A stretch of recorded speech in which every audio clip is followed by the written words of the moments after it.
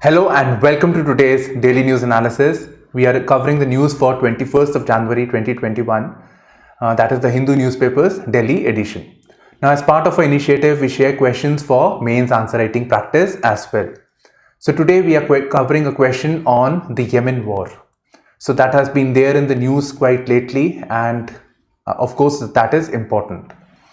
Now, one thing that I wanted to share is, you can see the headlines. So these headlines can be tracked on the scroll bar as well, right? So you can do this and refer back to the questions that you want to answer.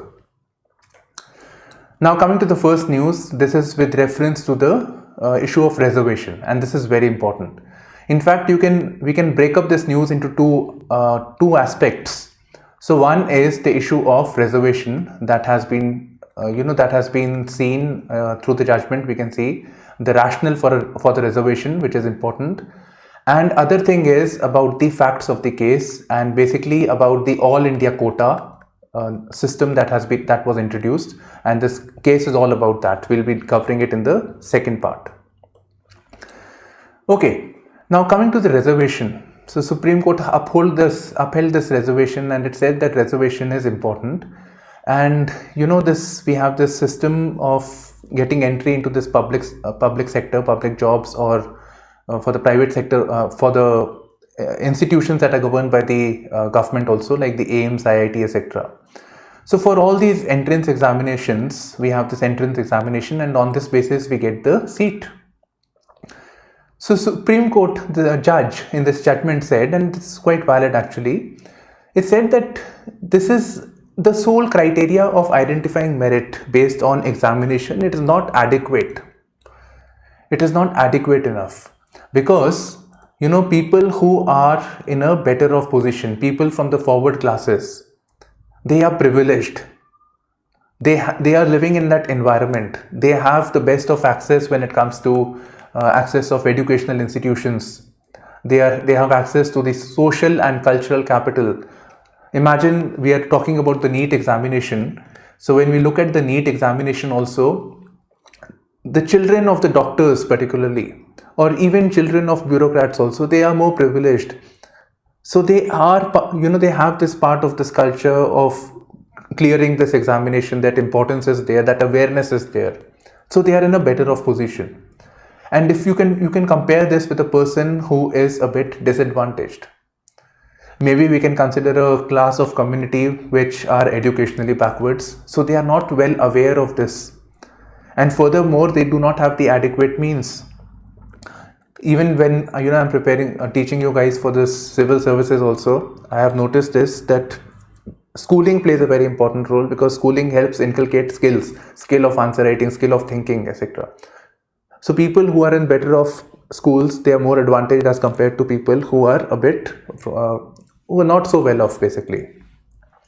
You can consider a case of maybe a security guard person who's working in a family of doctors, right? Who's providing security.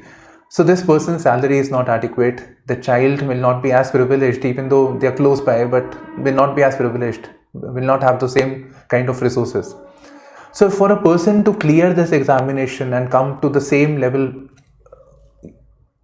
just clearing the examination and not the same amount of marks, the merit that is required, the quality that is required, that is much more superior, and the exam doesn't factor this in.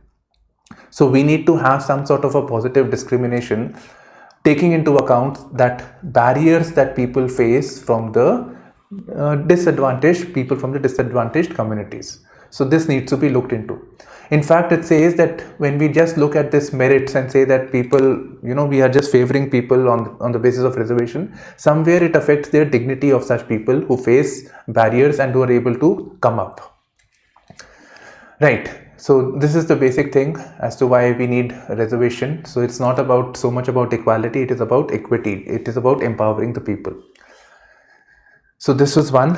And other thing is with reference to the facts of the case. So basically it's very simple. Imagine, we're talking just about the NEET examination over here. So imagine if a person is from Maharashtra and wants to study at a very good, very famous university or medical institution in, let's say, Chennai. So that is in a different state. Now, normally, the institutions or the hospitals where the students study for their undergraduate or postgraduate courses, so these are basically hospitals, right? Okay. So now people who have the state government, there are two types of institutions. One is the central institutions like the AIIMS, Safdarjung Hospital. I think Safdarjung is also done by the central government. So there are certain hospitals that are governed by the central government, and then there are certain other which are governed by the state government. So for central government, that is fine. A person from one place can study in a different place altogether. So that is possible because all of them are under the center. There's a common exam and you can enter anywhere. The problem arises when a person of a different state wants to study in a different state-run institution. I mean, state-run means the institution that is governed by the state government. So to make it easy for a person from one state to study in a different institution, or to otherwise put it this way, to make sure that domicile-free, merit-based opportunities are made available. So people from outside the state can also study. Normally, such state government institutions will be catering to that population or that domicile people from that particular place. It is for their welfare that this institution is created. It is their tax money, right? So it is for such people. So to ensure that people from other states can also come, so for that purpose, the Supreme Court introduced the concept of All India quota. Now imagine this is a hospital that is governed by the state government. So according to the All India quota introduced by the Supreme Court, 15% of those seats, let's say there were 100 seats, so 15 seats have to be reserved, has to be surrendered to the All India quota. And the remaining will remain with the state government. So whatever they want to do, whatever policy they wanted to, they can keep it reserved over here. So most of this goes to the domicile. So 15% is coming under the All India quota. Now we know with reference to all the seats that are there is the system of reservation. So there is a reservation for the backward communities, more specifically scheduled castes and scheduled tribes. So when this All India quota system was introduced in 1986, the reservation thing was not taken into consideration. So later on, Supreme Court added the reservation of scheduled caste and scheduled tribe. So for this community, it added the reservation. But then we have other communities too, like the other backward classes. So these are basically those communities, those castes which are backward but not included in the scheduled caste or scheduled tribe. Right, so there are OBC, there are also economically weaker sections. There is a good case for providing them also the benefits of reservation. Right, so they were not included. Now coming to the central institutions, the Parliament passed a law. Parliament in the year 2006, they enacted a law known as Central Educational Institutions Reservation Act. So for the central institutions like the AIIMS, etc., for those reservation for OBC was extended. So now 27% of the seats were to be reserved for the OBC category. Okay.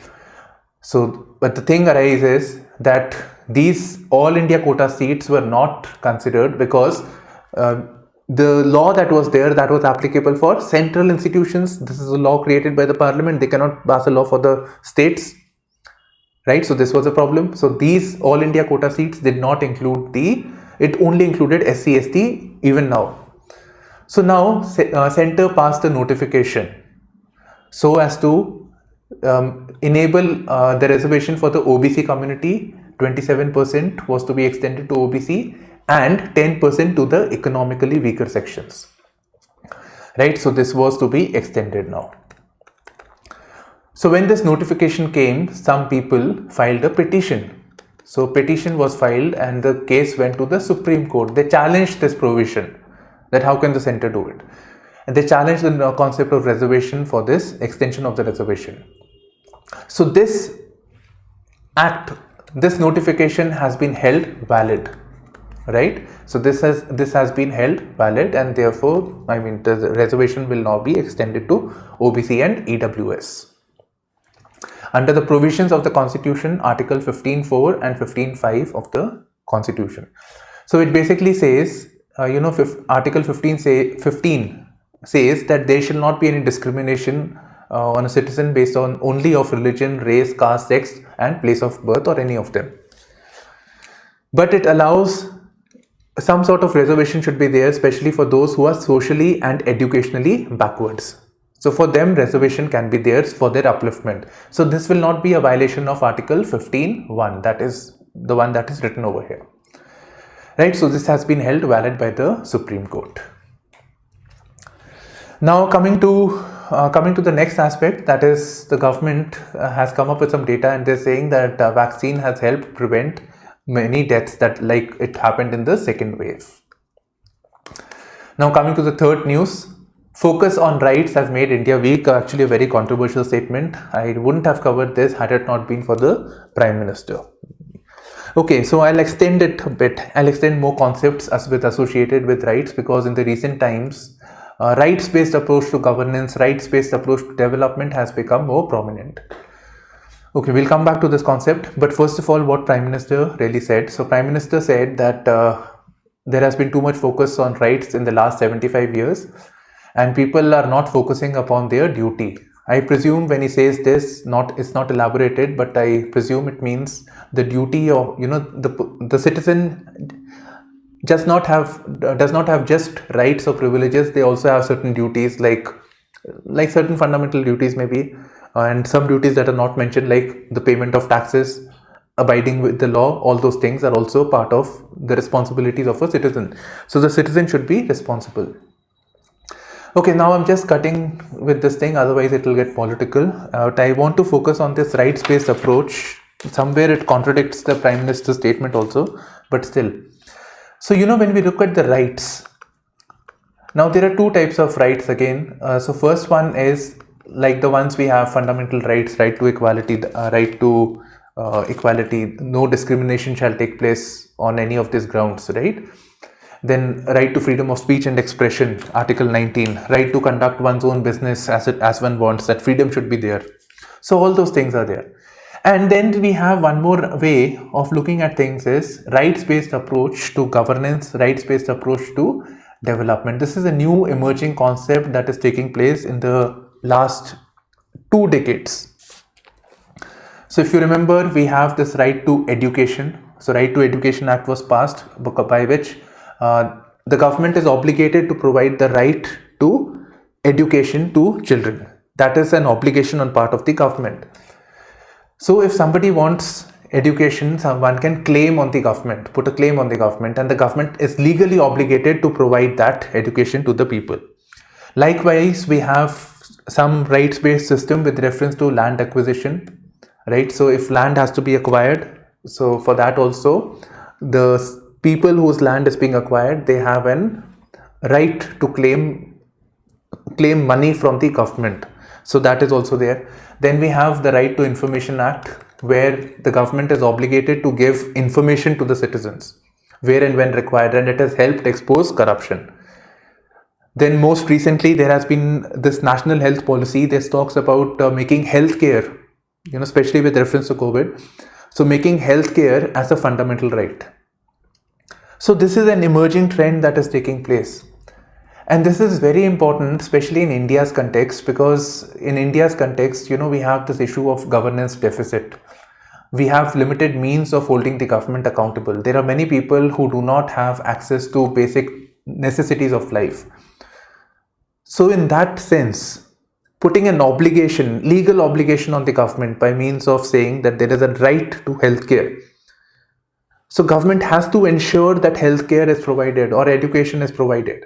So this is more specifically more important when there is a development deficit, there is a governance deficit. So in that regard, this is important. And we are moving towards this direction. So I hope it wasn't referring to this over here. Right. And I think more recently, we are also looking at public services delivery. So, the government is required to provide public services.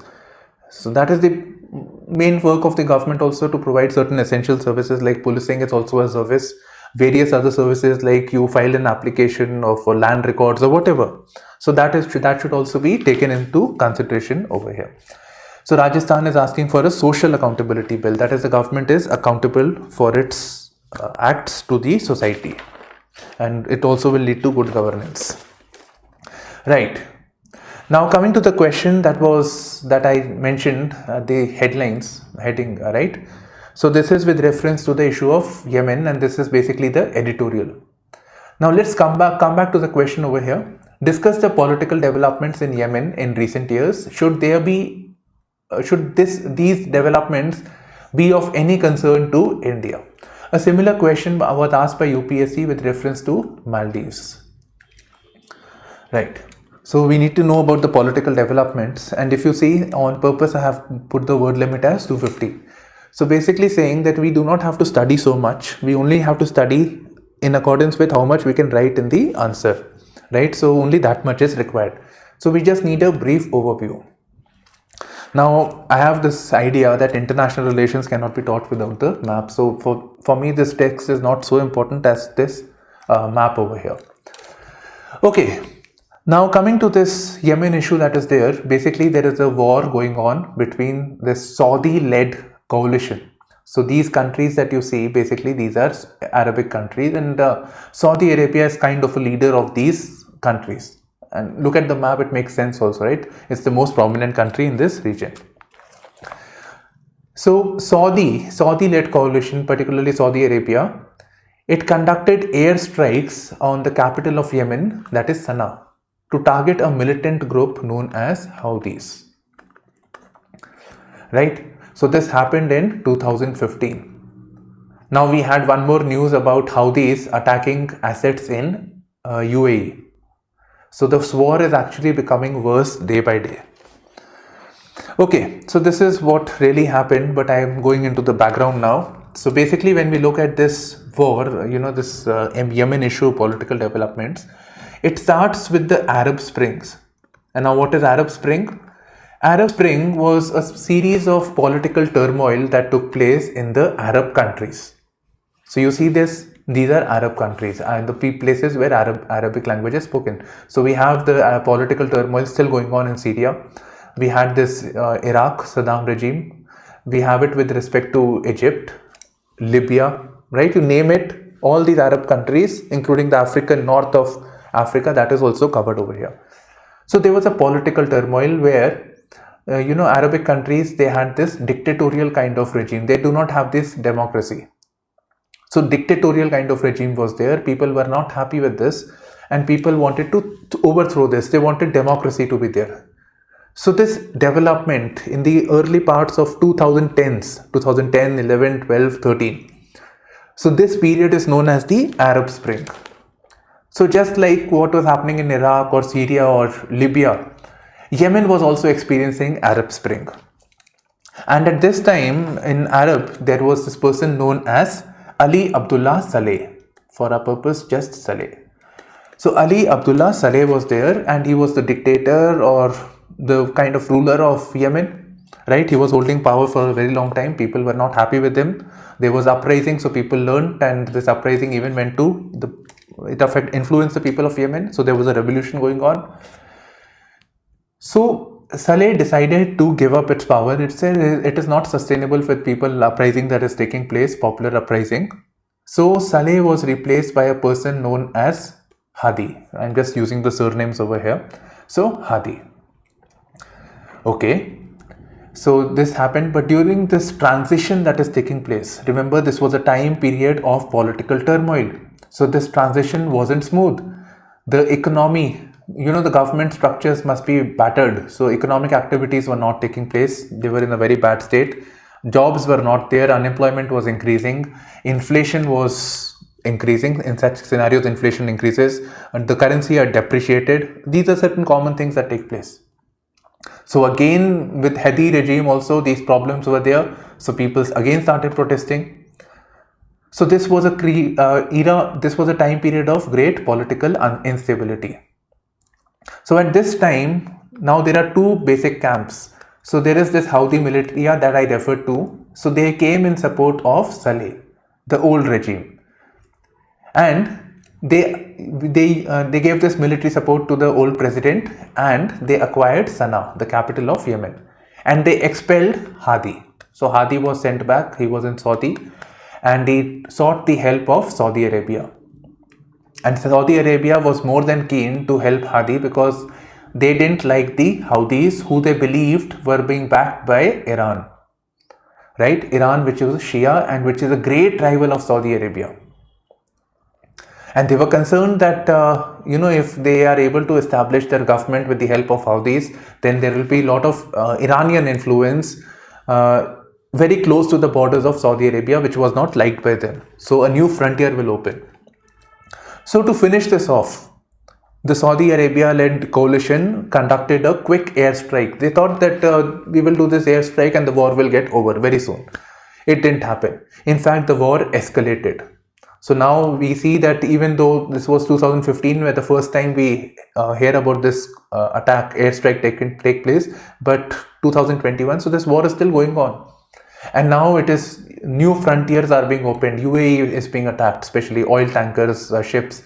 Even recently, a ship that was going towards India. They wanted the oil and they were moving towards India. It had Indians and Pakistanis. This ship was captured. Then missile attacks are taking place, drone-based attacks are taking place, and oil tankers are being attacked.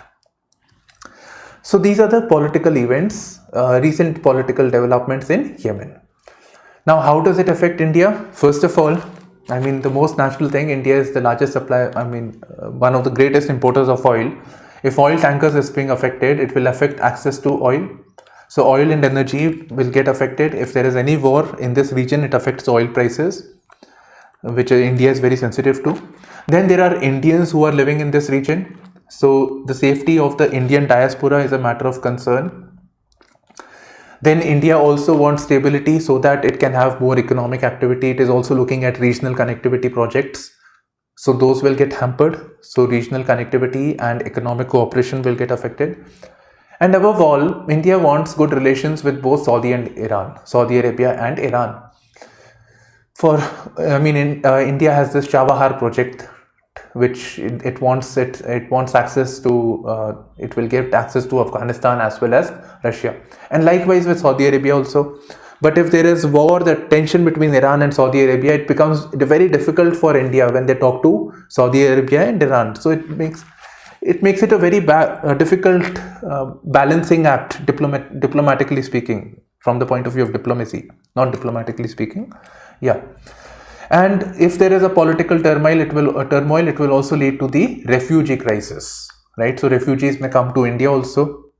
We can also add to the point that if a militant-based regime is there, if there is political instability, then it's quite possible there can be an export of terrorism to India also. So these are certain other problems, some key problems because of which India should be concerned. Now the next news is about inflation. It's basically an interview between two people, and it is about what can the government do from the point of view of fiscal policy to deal with the issue of high inflation that is prevalent. We all know this, high inflation is there, and the low industrial output. So we know that the economic activity is coming down in the recent times. So what can the government do? Right, so this is what basically, should the government focus on spending more money? Should it relax its fiscal policy? So that is what this article is all about. Okay, now when we look at the fiscal policy, first things first, fiscal policy is basically when we are looking at the matters of finances of the government. So there are two things: the government deciding to spend more or spend less, expenditures of the government. And other thing is when we are looking at the revenues of the government, right? Only from the revenues will the government be able to spend more. So revenues are coming from taxes. Okay, so what is it suggesting is that we have this problem of inflation, and primarily inflation, they are saying, is because of supply side constraints. That is because of the lockdown, the things were closed down. So maybe the supply is not adequate enough. There is more demand, so inflation is increasing. Furthermore, yes, we have the money related aspects also, the issues of the monetary policy, that is, there is more money in the economy, and particularly when we refer to this, RBI was keen on keeping the key interest rates They wanted to ensure that the credit is available at a low cost. So if the credit is available at the low cost, then economic activity will, obviously it will incentivize more expansion and more economic activity will take place. So that was the idea, given the pandemic realities. So that monetary policy will do, RBI will do whatever they have to do. That is not the domain of the government, which is fiscal policy. So what it says is, one of the reasons for inflation is oil prices. Now oil prices is again the crude price, which is increasing, of course, and it's heavily taxed. So the government may consider reducing the taxes. So if they reduce the tax, naturally oil prices, oil is required for traveling, etc. also, and also the logistics and the food, whatever that is coming to you, that is coming, people have spent on the oil also. So that inflation is transferred to other things as well. So if oil is again, the taxation on oil is reduced, that will provide some sort of relief over here. But then this will affect the revenues of the government. Then what the government can do alternatively is it can aim to provide some sort of fiscal stimulus, where it can decide either to give some sort of a subsidy. So subsidy or transfer payments would also lead to making things cheaper, and it can also decide to spend more money and maybe sanction more projects, maybe especially infra related projects like roadways, construction of new rail networks, whatever that can be done. So when the government spends more, right, this road project has to be made, maybe it will be given to a private contractor. We all know road requires people to work. It requires cement for construction of the highways, etc., etc. So it will give an impetus to the economic activities, and it will have a multiplier effect on the economy. But the problem arises that the government cannot spend indefinitely. The government has a restriction, and that restriction is known as Fiscal Responsibility Budget Management Act, which sets a limit on the government's fiscal deficit. That is the difference between the expenditures and the revenue. So this gap can at best be 3%. That is expenditure and revenue as a percentage of GDP. So expenditure can exceed only by 3%, right? So it is a bit relaxed, actually more than 3% over here. So if this thing is not followed, if the fiscal prudence is not followed, then again it will lead to inflation related aspects. There will be more money in the economy. The government will not be very stable. The government is not able to sustain its expenditure from the revenue, so it will have to borrow money. Then ultimately the government will have to give back this money in the form of interest payments. So ultimately it will burden the economy. So this is generally considered, it's not considered good. But what these people are suggesting over here, the experts over here, they are saying that in any case, if the industrial activity does not take place, the government's revenue will come down. And if the revenue comes down, then again there is going to be more problems for the government. It is kind of a vicious circle for the government. So ultimately the government will have to depend on the debt. So debt to GDP ratio will increase. Ultimately the more taxes are still to be paid.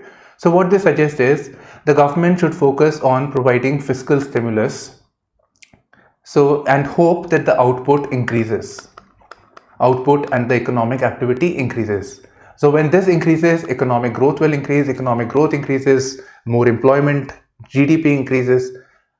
And yes, if the revenues also increase, the revenue of the companies, so the prospects of collecting taxes from that revenue also increases, right? If you earn more money, you pay more income tax. Simple. So those prospects also improve as a result of this. So this is what the experts over here are advocating. Okay, why petrol prices are steady? This is a data point. Basically, elections are coming up. So because of elections, the prices are steady. Normally we see this. Crude prices are increasing, but the taxes have been lowered in the recent times, especially there was a lot of criticism also. So the taxes were lowered. So this again had a neutralizing effect on the prices of the crude or prices of the petrol that we buy, petrol, diesel. Okay, Now, when we refer to the Northeast, Northeastern states, this was actually one state altogether. So ultimately, new states were carved out. And this was because of the ethnic identity, regional identity of the people. So there is a long-standing disputes between various states, particularly all these states with Assam. So now we have a meeting between Assam and Meghalaya where they are having a consultation to deal with the demarcation of the boundaries. Now, if you remember, some time back, there was a massive face-off battle between the police of Assam and Mizoram. Right? There was a massive unrest over here. So I was actually expecting Assam and Mizoram people meeting over here. So this is there. And in fact, there is also dispute between the other states also, particularly Nagaland. So Nagaland, because of the Naga Accord, so they are demanding more territories, adjoining areas. They want this Naga limb. They believe that the adjoining areas belong to the Naga tribes, so they should be given to them. So there are going to be more news on this particular aspect. That is what we can expect. Okay, this is with respect to environment, right? So we have a news with respect to environmental clearance, which is basically a controversy. So what happens is, let me just give you a context first. So basically, when any developmental project is taking place, especially which are environmentally sensitive, so in those projects, we need to have an environment impact assessment. We need to identify as to what is the impact of that project on the environment, on that ecology. For example, a mining project is coming up, so that will lead to displacement of the forest people. It will lead to cutting of the trees, so it affects the environment. That pollution may take place because of the mining activity, right? And it will also affect the local people over here. So this assessment is required. Likewise, environment impact assessment is for the construction of dams, buildings, whatever. So this environment impact assessment is an obligation it's a legal obligation under the Environment Protection Act. Now, normally this environment impact assessment is done by a group of experts in different states. So there are state specific bodies known as State Environment Impact Assessment Agency. Right? State Environment Impact Assessment Agency. So they have these experts and they have to look into this matter and come to this environment impact assessment. They have to prepare this report. Now what has happened is that the central government, Ministry of Environment, basically, they have come up with an idea of ranking states which are able to provide the environment impact assessment in a quicker manner. So it is in line with the policy of the government of ease of doing business. But the controversial thing is when they are ranking the states, some of the criteria of ranking of the states are quite controversial. So it says that if the clearances are done in a very short span of time, then bonus points will be given. And if a site visit is not required, so a person does not have to go to the site to have an assessment. Think about it. You have to assess the impact on the environment, assess the impact on the people. You may have to ask the people also. So if that site visit is not required, then again it will lead to better ranking. So this is quite controversial. It means that somewhere it is incentivizing people to decide just by sitting in the conference room rather than going onto the ground. It is incentivizing that the agencies do not engage in due diligence. So this is problematic. It is like converting these authorities into rubber stamp authorities. You have a proposal, anybody comes with a proposal, stamp, okay, you got the clearance and you have better ranking. So this is problematic over here. But anyways, the bureaucrats in this ministry are defending it. They're saying the basic intention is to ensure that it is being done in a time-bound manner. But the way these provisions are a bit controversial, to be honest. Okay, now there was a name of a portal digital portal known as Parivesh. So this you need to know that Parivesh is associated with which of the following. So Parivesh is essentially an environmental single window hub, basically a place where the entire information for filing of the application, of the report status, whatever, can be available at a single portal over here. So this is in line with the policy of the government of ease of doing business, of the policy of minimum government and maximum governance. Now there is a news of the Brahmos, where a new missile was tested, Brahmos missile, and they are attempting to increase the range of this missile. Okay, it doesn't tell us about what is the extended range, but yes, we know the range of the Brahmos missile as such, which is 290 kilometers, and there is a reason why it is 290. Now coming to the key facts about Brahmos missile. So Brahmos missile is, as the name goes, Brahmos. So it is from the names of the two rivers of India and Russia. So it's a Brahmaputra and Moscow. Moscow city, Moscow.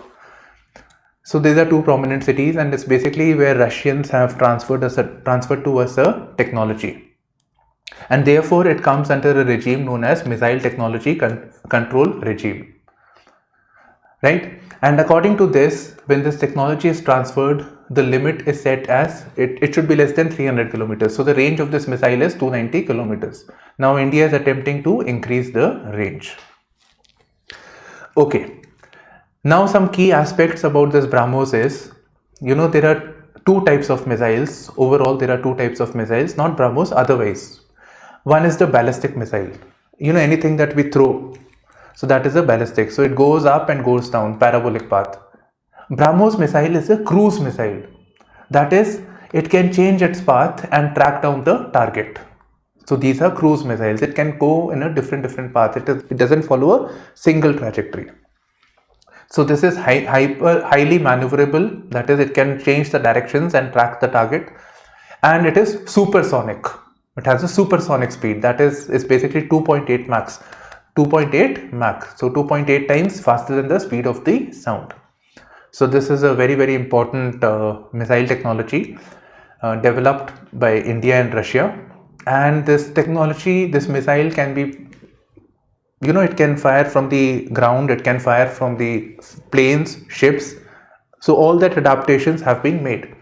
Now one more thing I think from GS3 Science and Tech that you can keep in mind is that Brahmos is based on ramjet based technology. Ramjet. What is ramjet? When we have normal missiles, conventional missiles, so they have a fuel, and this fuel burns with oxygen. So they have separate cylinders for that. In the ramjet technology, if you remove this weight of oxygen, the missile gets lighter. So it takes the oxygen from the atmosphere. So this is ramjet, right? So it is taking the atmospheric oxygen to burn the fuel. So it is lightweight also. All your fighter planes are also an example of a ramjet, where they're taking the atmospheric air and burning the fuel over there. Now coming briefly, we'll cover the international news. So US warns Russia on invading Ukraine. So as we covered this earlier also, so there is a concern that Russia aims to invade into Ukraine. And in Europe also there is something known as a Formandy group or Formandy format that is there, which was to look into the aspect of Russia's invasion into Crimea and Ukraine. So after that, this grouping was formed in Europe. Now US has come down heavily on Russia, and it has promised to provide support to Ukraine. Right, so this is all we need to know in this context over here. Then Houthis used drones, missiles in Abu Dhabi attacked, says UAE. China satellite in close encounter with Russian debris. And this is an important theme in GS3 Science and Tech, that is space debris. So over the years we have been launching a lot of satellites, particularly in the lower Earth orbit. Now after a point of time, the satellites obviously cease to work. Everything has a shelf life. So satellites cease to work, but they remain in the space. So over the years, there is a lot of space debris, and there is a possibility of space satellite related accident that will take place. So now they are talking about Russian debris. Earlier they talked about having a close encounter with the Tesla's, Elon Musk's Starlink satellite. So even Elon Musk is saying that we have a constellation of satellites across the world he wants, so that good internet can be provided. So this is an issue that needs to be focused upon. Then we have a news with reference to South China Sea, but it was very brief. We'll cover it more holistically. So basically US, if you look at this China, imagine this is China, this is the South China Sea, and this is the Asian countries. So China claims this entire South China Sea as theirs. right, which is not permissible under the UNCLOS law.